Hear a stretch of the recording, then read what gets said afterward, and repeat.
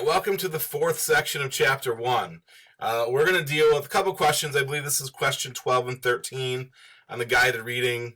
I know you guys love the multiple part question. 13 obviously has multiple parts in there that you want to include. So you're going to talk about all these different elements: Martin Luther, John Calvin, and the English Reformation, which is actually a pretty interesting story. So we're going to start with what are some of the practices of the Catholic Church that led to cries of corruption. And this time in Europe, there was a lot of religious strife that was going on, which we're going to see is one of the reasons in the future chapters we're going to talk about when the United States actually starts to become colonized. This is going to become a driving factor for that to actually happen. The Catholic Church was the prominent religion in Europe back in the day. The way it was set up is the Catholic Church had a hierarchy where the Pope was in charge, the Cardinal, was next, Archbishop came after that, the Bishop, and then at the very local level was your parish priest. So whatever local town would have a church, the priest would be in charge of that locality. Truth be told, the priest, obviously the lowest on the totem pole, didn't have a ton of power. Most of that kind of resided with the Pope in the upper echelon positions. Catholic Church was by far the most powerful. They were extremely wealthy. They acquired tracts of land in Europe to increase their wealth, and this definitely didn't sit well with a lot of Europeans as they kind of move on from 1100 to about 1500. As you get to that 1500 mark, a lot of people start to have some serious doubts of why they're accumulating all this wealth and kind of a little resentful of that. There was a really increasing power of the Pope in the church. A lot of very devout religious people kind of felt the Catholic Church had kind of gone astray, kind of forgetting about the religion and kind of focused on gaining power, like getting involved in politics, that sort of thing. A lot of people had issues with what's called tithing, which basically is they charge a tax to the people. I would like a percentage of your income, or you should be giving some sort of tribute to the church. Other thing a lot of people had a problem with, we're going to talk about this a little bit, is something called indulgencies. Indulgencies was, in essence, a way for an individual looking to make their way to heaven, concerned about some of the sins they had committed when they're on earth. They would provide money to the church, in essence buying what they called an indulgency. This was their way of saying if they're stuck in purgatory, it's going to shave time off their sentence in purgatory. The more indulgences you have, the shorter my sentence is, and the quicker I can get to heaven. That was their thought. That was the hope. A lot of people kind of, like I said, were a little disenfranchised, a little disgruntled with the Catholic Church. One of these people was a guy by the name of Martin Luther, who kind of started this whole idea of Reformation and kind of separating from the Catholic Church. He was very critical of the Catholic Church. The Catholic Church basically said if you live a great life, you're going to make your way to heaven.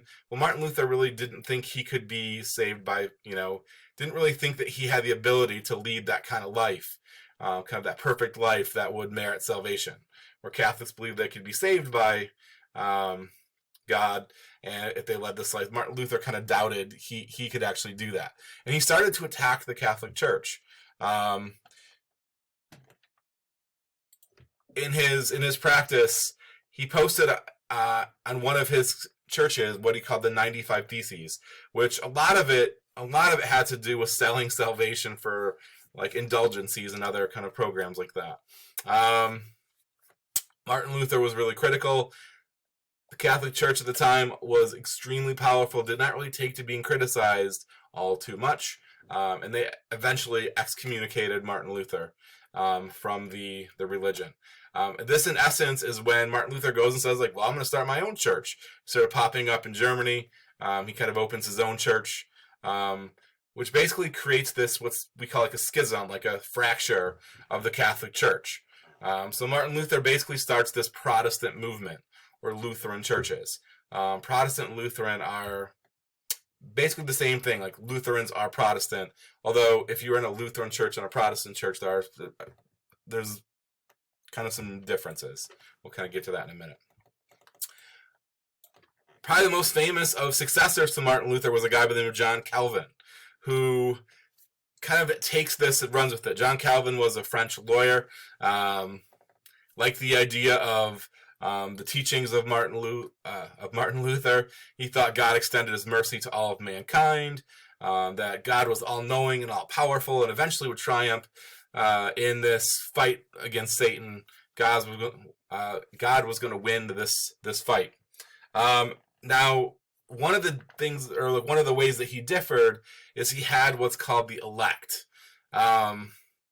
where Luther's kind of teaching kind of thought that God chose like individuals to be kind of the selected few that's going to lead the religion into salvation. John Calvin didn't. He kind of thought this idea of the elect, where people kind of work towards this.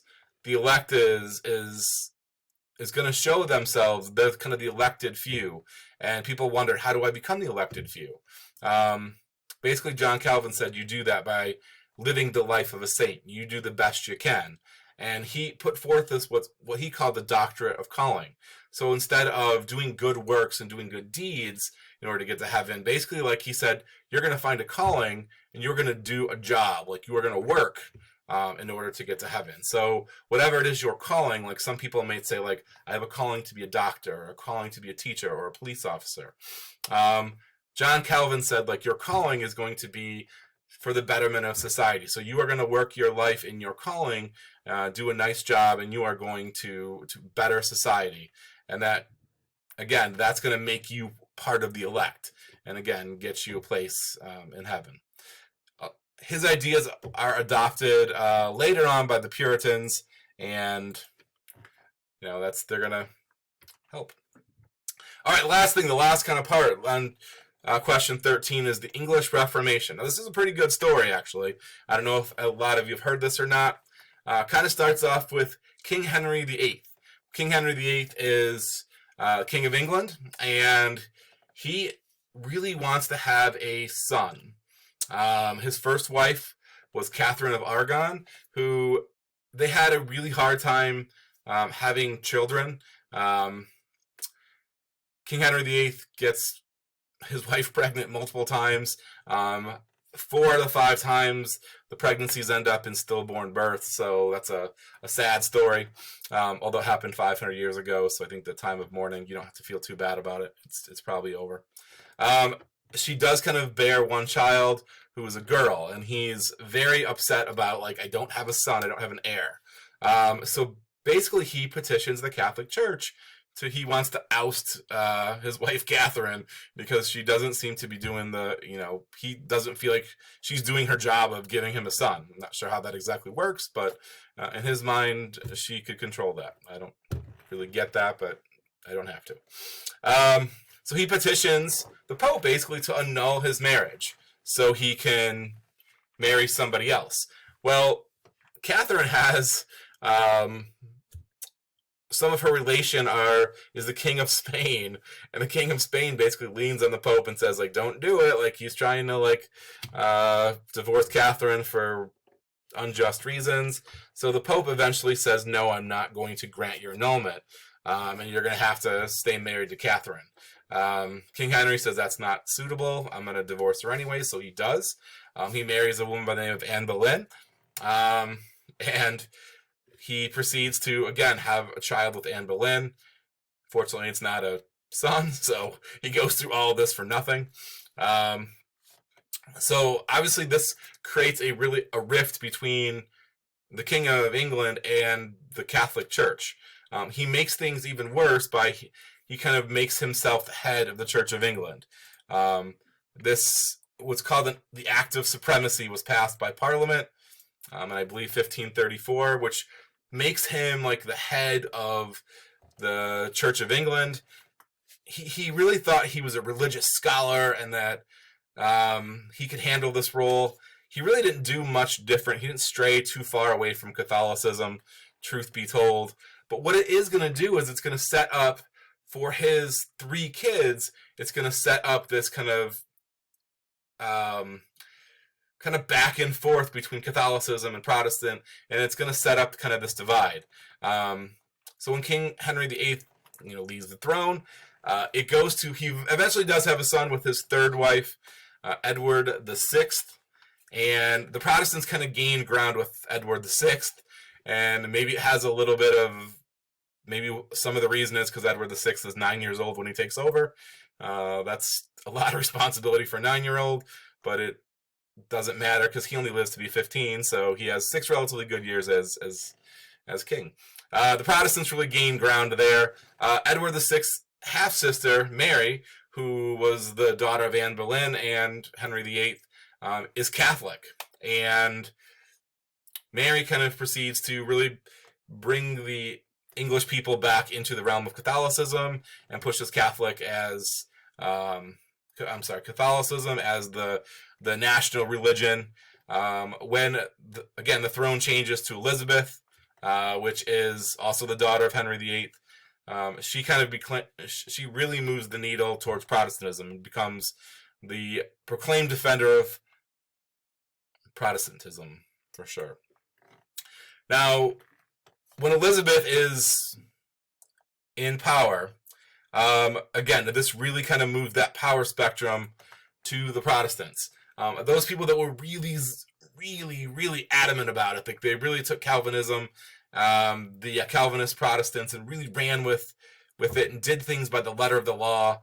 The English people called those Puritans because they were very pure in their beliefs, which again is going to be kind of another kind of division. So you're seeing how you've probably heard the term Protestant, Lutheran, and Puritan. This is kind of how these different avenues, these different lanes kind of develop. Now, throughout Europe, basically like different countries adopt different religions or are dominated by different religions. Like the Catholics, for example, really dominate in Ireland and Spain and Italy. They're substantially Catholic.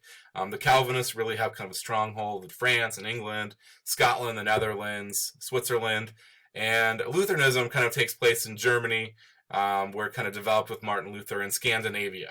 Now, during this time period, during the 16th century, there are lots of wars that are fought in Europe between these various countries, really in the name of Christianity and kind of who's going to dominate. And like I said, the reason this is important for us in U.S. history is this search for religious freedom is going to spill over into the colonies that are going to form, and we're going to talk about those in the upcoming chapters. So it becomes a really big deal in U.S. history, and really kind of something that we still feel the after effects right now, actually. So if anybody has any questions, please feel free to email me. I'll get those questions answered for you. Until then, I think we have one more installment in the first chapter, and then we're all finished.